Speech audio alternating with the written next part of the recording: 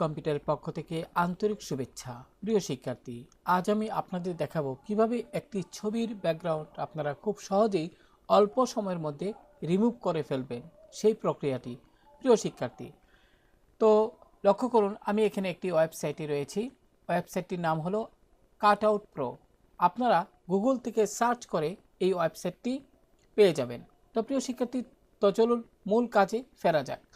তো আমি যদি একটু ডেস্কটপে আপনাদের নিয়ে যাই, আমি এখানে মিনিমাইজ করছি। প্রিয় শিক্ষার্থী, লক্ষ্য করুন এখানে একটি ছবি রয়েছে। এখন আমি চাচ্ছি এই ছবিটির ব্যাকগ্রাউন্ড সম্পূর্ণভাবে নিখুঁতভাবে রিমুভ করতে। তো এজন্য আপনাকে যে কাজটি করতে হবে, প্রথমে আপনি ওয়েবসাইটটিতে থাকা অবস্থায় এখানে আপলোডে ক্লিক করুন। প্রিয় শিক্ষার্থী, আপলোড ইমেজ এখানে ক্লিক করার পর প্রিয় শিক্ষার্থী এখন যে কাজটি করবেন, এখন মনে করি আপনি যে ছবিটির ব্যাকগ্রাউন্ড রিমুভ করবেন সেটি আপনার কম্পিউটারে ডেস্কটপে রেখেছেন। সেক্ষেত্রে আপনি ডেস্কটপ সিলেক্ট করুন। তারপর এখান থেকে লক্ষ্য করুন এভাবে ছবিটিকে সিলেক্ট করবেন। এবার ওপেনে ক্লিক করুন। তো ওপেনে ক্লিক করার পর প্রিয় শিক্ষার্থী, খেয়াল করুন এখানে কিন্তু প্রক্রিয়া আপনার শুরু হয়েছে। লক্ষ্য করুন এখানে লেখা দেখা যাচ্ছে অরিজিনাল, এখানে তার রেজাল্ট। প্রিয় শিক্ষার্থী, লক্ষ্য করুন কত নিখুঁতভাবে কিন্তু ছবিটির ব্যাকগ্রাউন্ড কিন্তু রিমুভ হয়ে গেল।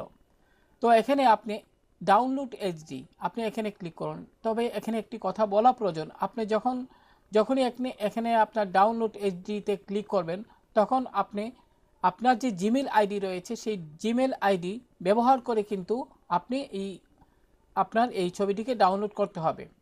তো যাই হোক, আমি এখানে বর্তমানে আমার জিমেল আইডিতে এটি আমি অ্যাক্টিভ করে রেখেছি, তাই সহজেই আমি এখান থেকে ডাউনলোড করতে পারবো। যাই হোক, এখানে ডাউনলোড এইচডিতে ক্লিক করলাম। তো প্রিয় শিক্ষার্থী, একটু অপেক্ষা করুন।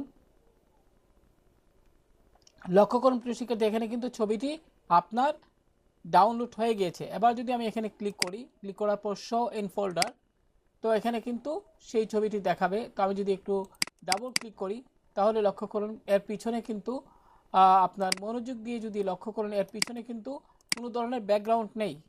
তো আশা করি প্রিয় শিক্ষার্থী, আজকের এই টিউটোরিয়ালটি আপনাদের খুবই কাজে লাগবে। যারা বিভিন্ন গ্রাফিক ডিজাইনের বিভিন্ন কাজ করে থাকেন, অনেক সময় ছবির ব্যাকগ্রাউন্ড রিমুভ করার প্রয়োজন হয়। তো অল্প সময়ের মধ্যে কিন্তু ছবির ব্যাকগ্রাউন্ড রিমুভ করার ক্ষেত্রে এই টিউটোরিয়ালটি খুবই সহায়ক হবে। তো ভালো থাকুন সবাই, আল্লাহ হাফেজ।